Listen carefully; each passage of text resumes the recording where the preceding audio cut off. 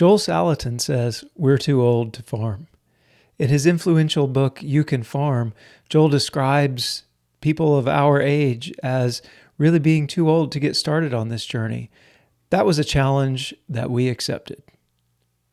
After 25 years of Rich being in the Air Force as a fighter pilot and then a strategy officer in the Pentagon, we decided to hang up the uniform and put on some farm boots and some coveralls and start a farm. Welcome to the Duster Mud Podcast. This is episode 51, and I'm Rich. And I'm Shelley.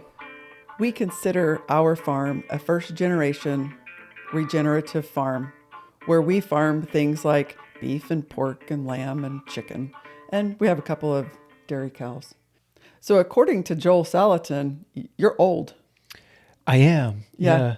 He segmented off, he really talked about folks 45 and older as being just too old to get started on this farming journey. And he really encourages people of our age to, if you really want to do this, invest in the younger generation and find a partner that's, in their 20s, maybe a single person in their 20s to get started on the farming journey. That kind of brings us to a question or a comment really that we got from one of our viewers.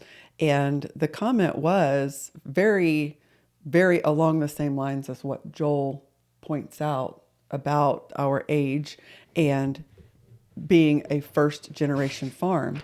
And the quote that really brought it to our attention was the key to being first generation is having future generations to carry on your legacy.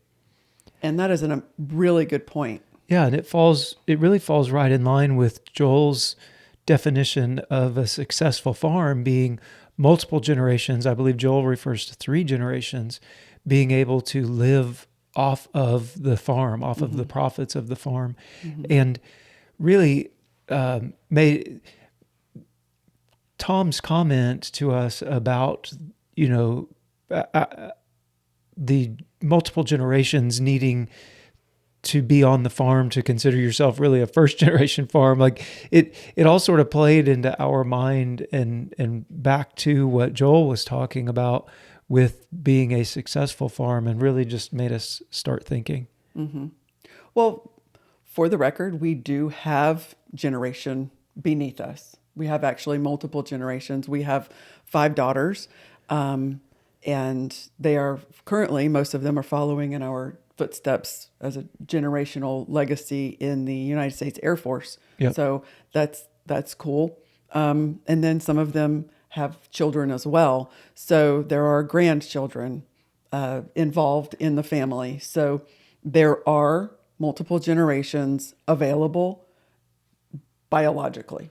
Yes, absolutely. So we kind of have that covered, and a couple do actually live here on the farm with us and are learning and are currently participating in the farm itself. Yeah. Really, I think where we want to take the conversation is we believe that you can be successful in farming even starting a little bit older. We got started when I was 48, and we certainly did not consider ourselves old. In doing the research to get started in all of this, obviously Joel Salatin is regenerative farming guru, right? I mean, so we really were consuming what Joel was talking about. And one of the things that he does talk about is the average age of farmers in the United States of America. And according to the 2022 agricultural census, the average age of the farmer in the U.S. is 58.1 years old. Average age. And they have an average of 23.4 years of experience in farming. Wow. The average age of the beginning farmer, 47. That's interesting. Well, look at us being average. Yeah, basically. Yeah, we were 48. 48. Right at. We're right at average. 62% of farmers work off the farm. right now, and 9% of farmers are veterans. Interesting. Of that 9% that are veterans, Mm-hmm. their average age is 68. Oh, wow. So we're bringing Wow. down the average there. Yeah. Wow. Okay. Yeah, so just some interesting numbers. And as Joel is talking about the farming and the average age of farming, really the thing that he's highlighting is that our our farmers are getting old, and Yeah. the next generation really isn't stepping into farming. And lots of reasons for that, and he talks about it in multiple different books, but Right. just that it's becoming an older generation that's doing this, Right. with not a whole lot of hope for it to continue. As each census comes out, the age continues to get older and older. And farming is what grows us our food. Yeah. The fact that the farmers are getting older and no one is replacing them, to me, that becomes a bit of a crisis, Yeah. a food crisis in the making, when you don't have the generations coming behind that have the will, want to, and knowledge to grow food. And we've talked about in the past, the number of farms is decreasing significantly also. By the thousands. Yeah. Right. So the opportunity to pass on a farm to a new generation is declining as well, because the farms just don't exist. Right. Yeah, that's true. So as Joel talks about the age and the challenges that are you face with increased age, or being older, or being old, as Joel puts it, he's really focusing on stamina, on the mental stamina that it takes to do farming, on the physical stamina that it takes to do farming. And one of the things that he highlights is you don't recover even from emotional setbacks as easily when you're older. And physically, one of his points is that we don't want to come home worn out, tired every day as we get older. Mm-hmm. You and I took that statement in this book. I mean, I've got it. We've got stuff highlighted in it, but I don't think that Joel could have said anything better to encourage us to actually do this than "you're too old." You're right. What you probably don't know about us is we're quite competitive and a bit stubborn and hard-headed. And whenever he said, "You're too old to do this," we said, Oh yeah? "Oh yeah?" Watch. Hide and watch. And so what we took from that was not just you're up in age on this and you're kind of behind the curve as far as building something that can last, but we also understood that we got to hurry. Yeah. We can't just say, well, someday we want to get cows, and someday we need to put some new fence in, and someday down the road. No, we have to do everything right now, and we have to hurry about it. So we set out to do that, to make up time. Yeah. One of the ways that we made up time was we bought property that the land was already cleared. There were pastures, there were fences, and there were waterers. Yes. There was enough infrastructure here to be able to do the thing that we were setting out to do, because we knew that in order to get that infrastructure put in, number one, finances, and number two, time. Right. Time was essential in all of this. And so we started building our farm before we started building our house, because we wanted to get that thing going, to get those animals growing, to get them reproducing and getting to that point where we wanted to be with meat production. That's we right. have to go now. We had cows, sheep, pigs, and birds and guardian dogs, Right. all on the property before we even moved the first piece of dirt to build a house. Another thing that we chose to do in it was make sure that nothing was leveraged.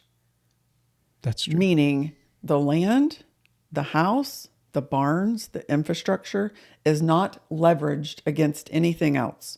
The land is owned, everything is paid for. So if our kids generationally, if they do want to come in and say, I want to do it too, they're not up against a huge burden of debt, Yeah. which can be a huge barrier to entry as far as generationally passing on a farm to the people beneath you. We wanted to ensure that this land that can produce things can go to them, Yeah. and not back to the bank in the event that something falls. And that's another one of the things that Joel highlights as being very important is maintaining a debt-free farm. Right. So that has been our goal. Now, you said a lot of people do have town jobs. Yeah. And one of our advantages is we kind of have a town job in that your 25 years in the Air Force allowed us to retire with a retirement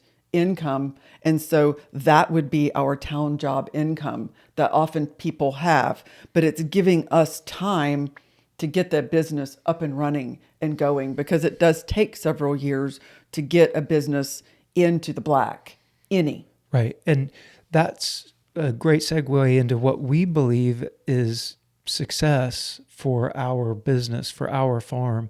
And while Joel describes it as, a number of generations being able to be sustained by the business, we really see it as the business is operating in the black, and there is an opportunity available should the generations want to come in, that they can then have this as a business also. Right. But we certainly don't want to expect or have the definition of success for us is not dependent on whether or not the generation behind us comes in to do the farming. Right. For us, the farm can be a success even if they choose that they want to do something else with their life. Right.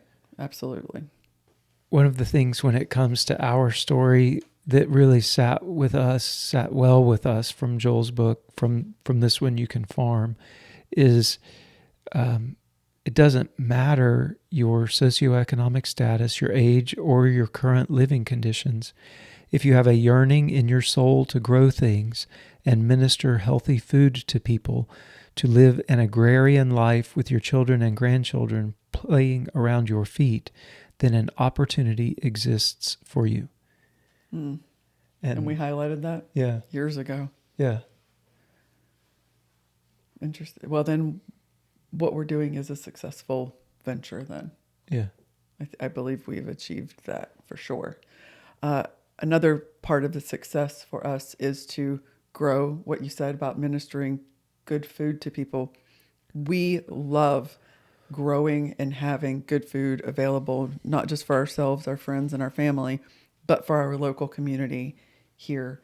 It absolutely makes our hearts well up with all of the good things whenever we can say, I have grass-fed lamb for you, or non-GMO pork, or whatever the thing is, and we know it's good, clean food that was raised right. And people want it, and for us to be able to give it is just, it fulfills all of the checks all of the boxes. Another thing that Joel talks about in the book is, as a farmer, you're actually in the people business, and we didn't realize that initially. No. Until we thought we were going to come out here and just play with animals and get away from the city. Really, we knew we wanted a business, but we didn't really realize how much of being in the people business it is. Yeah. And it was honestly a surprise to us how it made us feel when people would come back after selling them something at the farmer's market, when they would come back the following week and talk about how amazing it was. Yeah. That is just really cool. Yeah. That feeling is really, really neat, that you have provided something essential to someone. Food is life-giving. It's essential. And it was good. And they also appreciate how good it was. Right. So that's really cool. And another definite determination of success. for us. For us, yeah. Even if you might not fit the exact definition of what Joel talks about as being the perfect age to start a farm Or homestead. or a homestead, you can do this. It's hard. And It is hard. It is hard work, and we It's are a lot tired. of hours. We are tired. And there are emotional setbacks. But just because we're over the age of 45 doesn't mean that we can't get over an emotional setback. Like, Yeah. I don't. Okay. I don't accept that. Right. And you don't have to accept that either. No, there's a lot of things that Joel talks about in his book that are really awesome. And those things that aren't, look at them as a challenge. Right. As so he doesn't think we're physically fit enough to do this? Right. Okay. Watch. And he makes very good points, and his points, in my opinion, are true. They're correct. We just have to come at them with some sort of ammo and understanding that I am older. I'm 51 years old and I'm a female. What am I going to do in order to be able to keep up? What am I going to do to be able to keep my body to where it can do the things that I want it to do? How can I stay healthy? How can I stay strong? Make sure I get enough rest, make sure I'm eating properly. All of those types of things go into whether the banking part of it is just one small thing, or keeping a business in the black is one small thing. But if we don't have the energy and we don't have the strength and stamina to do it, that is a problem. But we can mitigate that problem. We can take care of our bodies in such a way that our bodies will keep going. Well, yeah, that's one of the key things about our ketogenic lifestyle is that we just have more energy. Yeah. This lamp behind me says we feel 30. We do. There are often times when we can outperform the 30-year-olds today. We talked about it. The question posed of how old would you be if you didn't know your birthday? Toby Keith lyric to his last song. And we both said mid-30s. Mid-30s to early 30s. Yeah, I'm like, I don't know, early to mid-30s is how I feel. Right.